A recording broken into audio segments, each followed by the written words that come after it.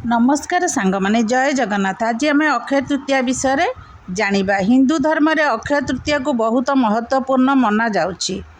पांजी अनुसार प्रत्येक वर्ष बैशाख मास शुक्ल पक्ष तृतीया तिथि रे यही पवित्र दिनटी पड़ी थाए। चलित वर्ष 2025 अप्रैल 30 तारीख रे पालन करा जिवो। एही पर्व भगवान विष्णु माता लक्ष्मी विवाहर प्रतीक अटे। एही दिन जेकोसी कार्य आरंभ करने अत्यंत शुभ मानी थांती। अक्षय तृतीयार अर्थ अनंत फल प्राप्ति होता है, जार क्षय नहीं से अक्षय। से ही दिन जेकोसी नूतन कार्य करेंगे ताहा अत्यंत शुभप्रद होता है।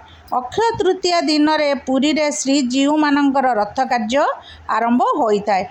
भगवान विष्णुंकर षष्ठ अवतार नरनारायणकर समेत परशुराम एवं हयग्रीवंकर अवतार सृष्टि होता। से ही दिन पुरी रे चंदन यात्रा आरंभ होता है। यही दिन बद्रीनारायणकर मध्य द्वार खोल जाई थाए।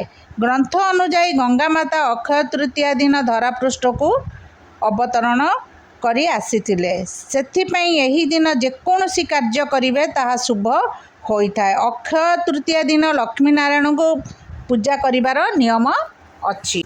अक्षय तृतीया दिन को कृषक दिवस रूपे पालन करा जाए। कृषक माने यही दिन अमृत बेला अखिमुठी अनुकूल करी कृषि कार्य शुभारंभ करी थांती।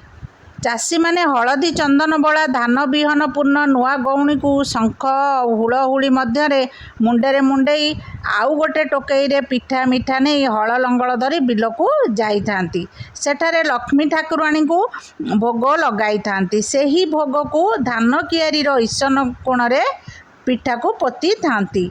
तापरे से माने हल बुला आरंभ करी थांती। मुठा मुठा हलदी आउ चंदन बड़ा बिहन कियारी रे बुणती। यही धान को अखिमुठी कहती।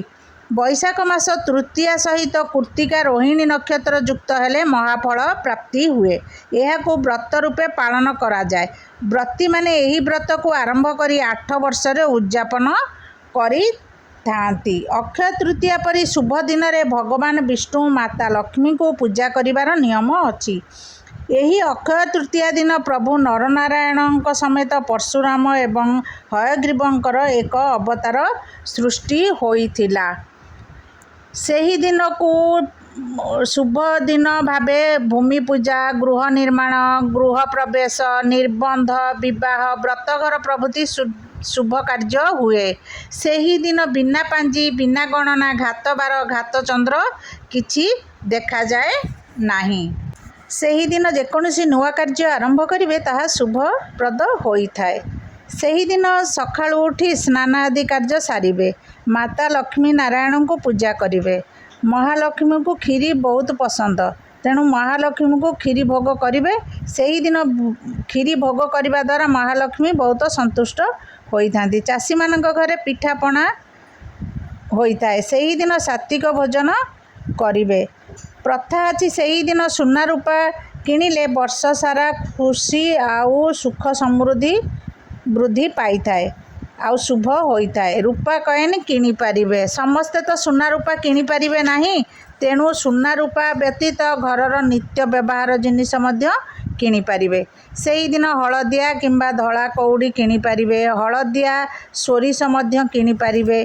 ठाकुर घर पाई जेकोसी यंत्र किणी पारिबे। श्री यंत्र किणी रीतिनीति अनुसार पूजा करी महालक्ष्मी पाखे रखिबे। जेकोसी देवादेवी मूर्ति किणी पारिबे। से ही दिन जहाँ किणिबे महालक्ष्मी सहित धनर देवता कुबेरंक कृपा मिलता है। से ही दिन जल दान कले, वस्त्र दान कले आउ अन्न दान कले बहुत पुण्य मिलता है। दान धर्म कले 1000 गुणा फल मिलता है।